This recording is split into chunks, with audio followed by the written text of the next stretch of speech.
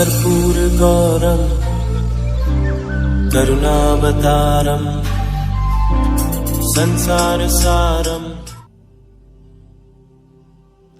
ओम शिवाय, जय माता दी। पुनः स्वागत है आप सभी का। चलिए हमारा विषय ले लेते हैं। अक्टूबर महीना जो है वृष राशि के जो जातक हैं, 2 नंबर राशि जो है उनके लिए कैसा रहेगा। पहले गोचर समझ लेते हैं। सूर्य, मंगल, बुध, बृहस्पति, शुक्र और शनि के बारे में। सूर्यदेव जो हैं 16 अक्टूबर 2024 दिन सोमवार को प्रातः 7:52 तक कन्या राशि में बने रहेंगे, 6 नंबर में बने रहेंगे। इसके पश्चात तुला राशि में प्रवेश करेंगे। यहाँ सूर्यदेव नीच के हो जाएंगे और सूर्यदेव यहाँ पर 16 नवंबर 2024 शनिवार प्रातः 7:41 तक बने रहेंगे। मंगल 20 अक्टूबर 2024 रविवार को दोपहर 2:46 पर कर्क राशि में प्रवेश करेंगे और यह भी सूर्य के साथ में नीच प्रभावी हो जाएंगे। 2 प्लैनेट्स इस बारी नीच प्रभावी हो जाएंगे। बुध जो है 10 अक्टूबर 2024 सोमवार को दिन में 11:25 पर तुला राशि में प्रवेश करेंगे और उसके पश्चात फिर दोबारा आगे मूव करेंगे। 29 अक्टूबर 2024 दिन मंगलवार रात्रि 10:44 पर वृश्चिक राशि में 8 नंबर में प्रवेश करेंगे। देवगुरु बृहस्पति वक्री होने जा रहे हैं 9 अक्टूबर 2024 बुधवार को दोपहर में 12:33 पर। जिस राशि में बैठे हुए यानी वृष राशि में बैठे हुए हैं, इसमें बैठे बैठे ही वक्री हो जाएंगे। और इसके पश्चात 4 फरवरी 2025 दिन मंगलवार दोपहर 3:09 पर पुनः मार्गी होंगे। तो ये वक्री अवस्था की जो कुल अवधि है लगभग 119 दिनों की मान्य रहेगी। शुक्र 13 अक्टूबर 2024 रविवार को प्रातः 6:08 पर वृश्चिक राशि में प्रवेश करेंगे और 7 नवंबर 2024 बृहस्पतिवार रात्रि 3:39 तक बने रहेंगे।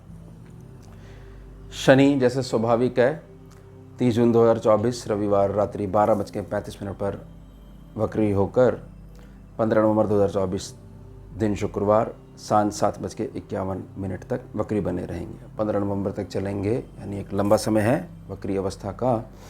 वक्री स्वभाव की शनि के वक्री स्वभाव की कुल अवधि 139 दिनों के लिए मान्य रहेगी। प्रार्थना रहेगी, एक छोटी सी प्रार्थना है जिससे व्यर्थ का भ्रम उत्पन्न नहीं हो। नाम से कोई भी राशि नहीं होती है। आपको अपनी लगन कुंडली क्लियर होनी चाहिए, लगन कुंडली होनी ही चाहिए आपके पास। उसमें चंद्रमा जहाँ बैठे हुए हैं, जिस भाव में बैठे हुए हैं, अगर वहाँ पर 2 नंबर लिखा हुआ है तो ही वृष राशि के आप जातक हो।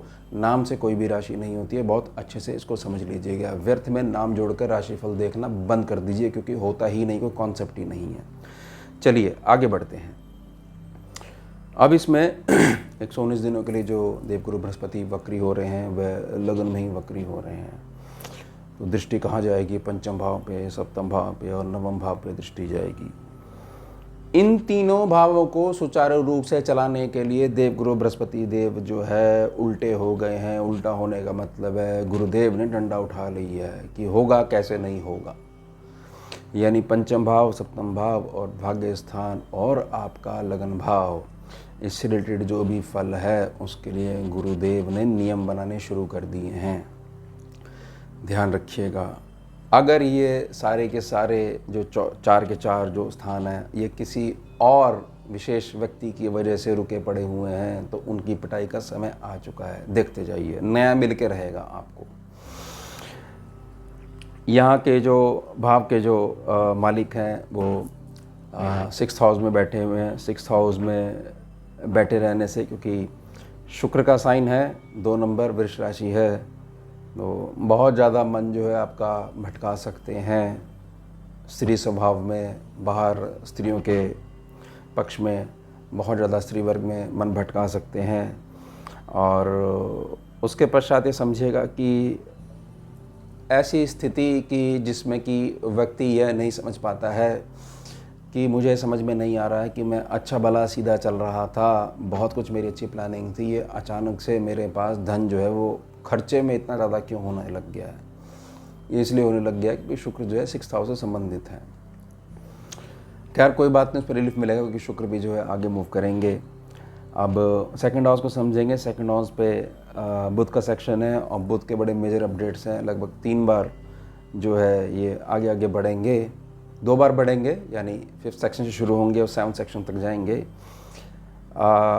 तो मेजर जो प्रभाव है, जो ग्रह वहाँ पर बैठा है उसकी ज़्यादा जिम्मेदारी है। मंगल यहाँ पर बैठे हुए हैं, मंगल यहाँ पर बैठे हुए हैं तो ठीक है, बहुत अच्छी बात है। लेकिन मंगल जैसे आगे मूव करेंगे कर्क राशि में जाएंगे, कर्क राशि में जाते ही नीचे हो जाएंगे। अब यहाँ पर आपको क्या चीज़ समझनी है, यहाँ पर चीज़ समझनी है कि बहुत सारी स्थिति ऐसे उत्पन्न होने वाली है कि जिसमें कि अब आपको यह समय फेस करना पड़ेगा कि जो मेहनत करी जा रही है केवल उससे ही उत्तम भाग्य का निर्माण हो सकता है। इस चीज़ को समझना पड़ेगा। अगर अभी तक धन के संबंध में आपके पास बहुत ज़्यादा ऐसी स्थिति बनी हुई थी कि 2 या 2 से अधिक मार्गों से आपके पास धन आ रहा है, अब क्या चीज़ है कि वो उत्तम धन आपके पास केवल इसी संदर्भ में आया था कि जैसे मंगल आगे मूव करेंगे तो उससे आपको अपनी मेहनत से उत्तम भाग्य निर्माण करना है। तो इसलिए बड़े सीधे शब्दों में समझिएगा कि संघर्ष को कम से कम 2 गुना कर लीजिएगा। संघर्ष जो है केवल गोचर के अनुसार जो है लगभग डबल होने वाला है, लेकिन ये संघर्ष जो है ये भाग्य प्रदान करेगा, ये ध्यान रखिएगा बात को।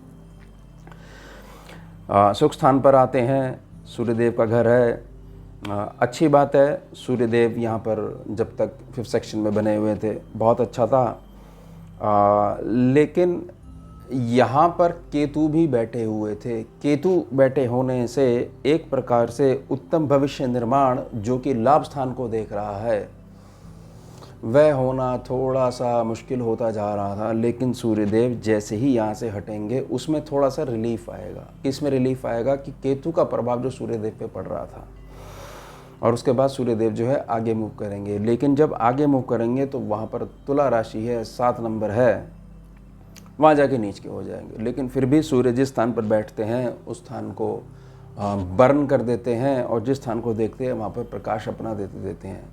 तो नीच को ऐसा समझिएगा कि किसी व्यक्ति के पास 10 अधिकार हैं तो उसमें केवल उसके पास 5 अधिकार रहेंगे, लगभग आधी पावर गई, लेकिन 5 अधिकार अभी भी उसके पास शेष बचे हुए हैं। तो सूर्यदेव जैसे 6th सेक्शन पे आएंगे, जलाना शुरू कर देंगे, तो कर्ज बीमारी शत्रुता है वो लगभग ख़त्म होनी शुरू हो जाएगी। ध्यान रखिएगा, क्योंकि नीच के हैं तो वो जो प्रोसेस थोड़ा स्लो रहेगा, लेकिन जैसे ही आगे मूव करेंगे आपको लाभ मिलना ही मिलना है। ध्यान रखिएगा। और इसका सीधा इफेक्ट आपके वय स्थान पर पड़ेगा, क्योंकि बिल्कुल सीधे तौर पर आपके 12th हाउस को देख रहे हैं।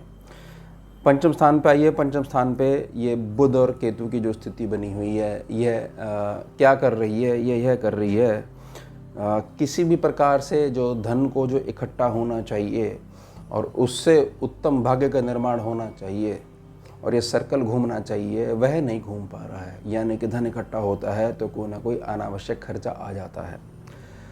दूसरी बात, घर में जो बरकत का जो माहौल था वह इसलिए भी पकड़ नहीं पा रहा था क्योंकि सूर्य बुध जो दोनों प्लैनेट हैं ये दोनों ही केतु से प्रभावित हो रहे हैं। तो सूर्य और केतु को मान लीजिए सूर्य ग्रहण दोष हो गया और त्रिकोण भाव पे बन रहा है, तो पितरों से और पूर्वों से आने वाली जो आशीर्वाद हैं वो भी ब्लॉकेज हो रही हैं। और बुध और केतु यानी कि धन संचय दोष बन गया, यानी धन इकट्ठा नहीं कर सकते हो।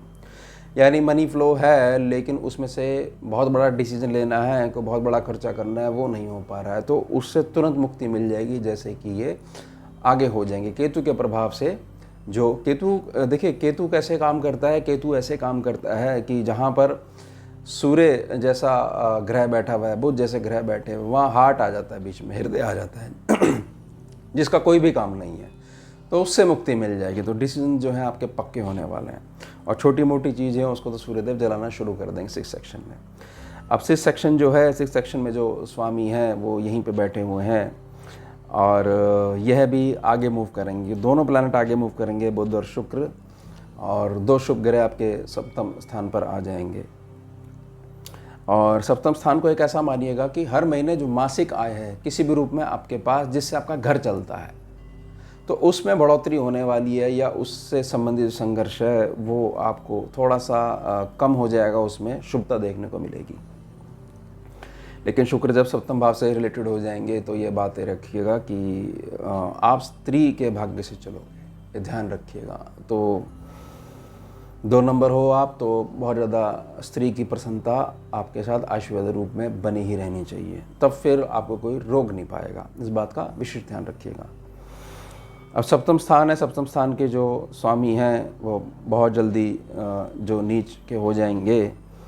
तो सप्तम स्थान से रिलेटेड जो फल हैं उसको बहुत अच्छा बुध शुक्र तो करेंगे ही करेंगे, लेकिन जो उनका जो स्वामी है वो मेहनत वाले सेक्शन में नीच का हो रहा है, तो मेहनत वाली जो बात शुरू में कही गई थी वो कटने वाली नहीं है बिल्कुल भी। इस बात को बहुत अच्छे से समझ लीजिएगा। तो परिश्रम को चुन लेते हो तो यह चीज़ आपका भाग्य बनाएगी, भाग्य से ही सारे काम होंगे। और आपकी इनकम को संभालने के लिए 2 शुभ ग्रह यहाँ पर आकर बैठ गए हैं। अष्टम भाव के स्वामी लगन में जाके बैठ गए हैं, यानी कि भविष्य में बहुत सारी चीज़ें तो शुभ होने वाली थी और उनमें डिले हो रहा था, उंगली टेढ़ी नहीं कर पा रहे थे, उसके लिए बुद्धि पर जाकर देवगुरु बृहस्पति बैठ गए वक्री होकर फरवरी तक। अब देखिएगा किस प्रकार से क्या चीज़ें चेंज होती हैं। बस आपको वो पद्धति याद रखनी है कि समझदार को इशारा ही काफ़ी होता है। आपके पास अपना लक्ष्य होना चाहिए। लक्ष्य पे चलने के लिए देवगुरु बृहस्पति ने डंडा उठा लिया, वो ट्रैक बनाना शुरू कर दिया। चलाना आपको है, वो हाथ पकड़ के चलाएंगे नहीं, ट्रैक बना देंगे आपके लिए, देखिएगा। और यहाँ पर मंगल का पूरा जोर रहेगा कि कर्म से भाग्य बनता है, ये नीति आपके अंदर ब्लड लाइन में आपके डालने का।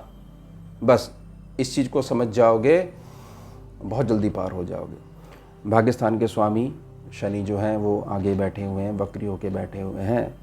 और वक्री की ना खास बात याद रखिएगा, केवल स्कैनिंग की विद्या में, हमारी विद्या में, हमारे पैनल पे, कि उसके पास चाहे आपकी लगन कुंडली में कोई ग्रह वक्री हो या गोचर में हो तो उसके पास पीछे देखने की दृष्टि आ जाती है, कोई भी प्लैनेट हो।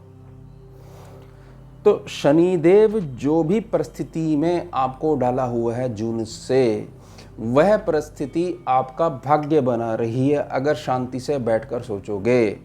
और शनिदेव का दूसरा अल्टरनेट गुरु और गुरु का दूसरा अल्टरनेट शनि, ये दोनों ग्रह एक प्रकार से ही एक आंतरिक रूप से ऊर्जा रूप में जुड़े हुए होते हैं। तो सारी स्थितियां अब इस निर्णायक मोड़ पे आ चुकी हैं कि आपको बनाना शुरू कर दिया है प्रकृति ने, ये बात ध्यान रखिएगा। और 10 सेक्शन है, 10 सेक्शन पे कुंभ राशि है, 11 नंबर है, यहाँ पर शनि बैठे हुए हैं। जो बहुत भोले जातक हैं, वृष राशि वाले, 2 नंबर वाले, उनको शनिदेव घर से ही ट्यूशन दिलवा रहे हैं। ट्यूशन चल रही है आपकी, ये चीज़ समझिएगा। अब किस रूप में चल रही है कि देखो जिसको तुम अपना मानते हो वो देखो उसके पास कितना बड़ा खंजर है और वो स्ट्राइक कर रहा है, और तुमने एक जो गणना बना रखी है कि नहीं यह तो मेरा भाई है, बंधु है, देखो, तो तुम ये देखो कि तुम्हारे पास ऐसी क्या कमी है जो कि तुम दूसरे पे आश्रित बने हुए हो। मैं तुम्हारे साथ हूँ, कर्म तुम्हारे साथ है, तो तुम इस पद्धति पे क्यों नहीं चलते हो कि तुम कर सकते हो। ये आधारशिलाएं रखनी बंद कर दो, ये शनि सिखाने का प्रयास कर रहे हैं। जितना जल्दी समझ जाओगे, ये जून से सिखाने का प्रयास करें, उतना जल्दी आपके लिए अच्छा रहेगा। उंगली टेढ़ी करने का समय आ चुका है, बहुत ज़्यादा घी की आवश्यकता है। बड़ा मेजर रोल रहेगा ये देवगुरु बृहस्पति लगन में ही वक्री हो रहे हैं। लाभ स्थान को लेकर, क्योंकि यहाँ पर राहु बैठे हैं, लाभ स्थान को लेकर यह हो पाएगा या नहीं हो पाएगा, या आंतरिक भावना हमारे को ऐसा लगता है कि ये कार्य तो नहीं हो पाएगा, ये तो बहुत डिले हो रहा है, पता नहीं लोग फ़ोन क्यों नहीं उठा रहे हैं, पता नहीं सीधा जवाब क्यों नहीं दे रहे हैं। नहीं दे रहे हैं ये तो पता ही है ना आपको, तो उसके बारे में बहुत ज़्यादा अपनी मानसिकता लगाने की आवश्यकता क्या है। यही ही कि परेशानी आपकी आई है उसको 10 गुना बड़ा बना लेना है, अपने लाभ स्थान से संबंध को स्थापित करते हुए। यही है एक प्रकार का भ्रम जो राहु बनाकर रखते हैं। है नहीं कोई चीज़, या कोई चीज़ है चींटी के बराबर है, उसको हाथी बना देता है। उसको सोचना बंद कर दीजिए, क्योंकि बेसलेस फियर बेसलेस ही बना रहता है, उसको बेस बनाना बंद कर दीजिए। कुछ नहीं होने वाला है, धूप और छाँव चलती रहती है, बस आप आगे बढ़ते रहिए, लक्ष्य आपके पास होना चाहिए। उसके पश्चात जो 12वां स्थान है, इसमें थोड़ा सा आपको संघर्ष देखना को मिलेगा, क्योंकि उत्तम खर्चों को मापदंड देने के लिए अभी तक जो मंगल ने स्थिति अगर ठीक बना रखी थी तो थोड़ी सी स्थिति विपरीत होने वाली है, यानी वह स्थान के भार को उठाने के लिए आपको मेहनत थोड़ी सी ज़्यादा करनी पड़ेगी और मेहनत 100% करोगे, रिजल्ट 50% मिलेगा। लेकिन ये बात ध्यान रखिएगा कि मैंने आपसे प्रार्थना करी है कि 50% जो रिजल्ट मिलेगा वो 50% धन में नहीं मिलेगा, वो आपके भाग्य में जुड़ जाएगा जाके। जैसे कि कहीं पे आपको सैलरी मिलती है ना, तो कुछ आपके हाथ में आता है और कुछ कट के आपके बाकी फंड्स में जुड़ जाता है, तो बाकी जो फंड्स हैं उसमें जो आपके करी गई मेहनत है वो आपके भाग्य स्थान में जुड़ जाएगी। इसलिए बहुत ज़्यादा पॉजिटिव होकर आदमी को चलना चाहिए, बहुत ज़्यादा परेशान नहीं होना चाहिए, ये ध्यान रखिएगा। तो ये हो गया हमारा अक्टूबर का राशिफल। और पुनः प्रार्थना रहेगी भैया, नाम से कोई भी राशि नहीं होती है। चंद्रमा कुंडली में जहाँ बैठे हुए हैं अगर वहाँ पर 2 नंबर लिखा हुआ है तो ही वृष राशि के जातक हो। जितने मर्जी चाहे नाम रख लो, नाम से कुछ नहीं होता है। चाहे वृष राशि से मिलते हुए नाम रखो, चाहे धनु राशि से मिलते हुए नाम रखो, जो हो वही रहोगे असल में। उसके लिए कुंडली बताएगी कि आपकी राशि कौन सी है। नाम से कोई राशि नहीं होती, नाम से नहीं पता लगता कौन सी राशि है। ये ध्यान रखिएगा, ये भ्रम से बाहर आइए। व्यर्थ के भ्रम लोगों ने बना रखे हैं और व्यर्थ में लोग जानबूझ के उसमें गिर रहे हैं। तो प्रार्थना रहेगी। तो ये हो गया हमारा वर्तमान विषय। मिलते हैं आपसे अगले भाग में नए विषय के साथ। जुड़िए और जोड़िए। हमेशा जय माता। भुजगेन्द्रहारं कर्पूरगौरं करुणावतारं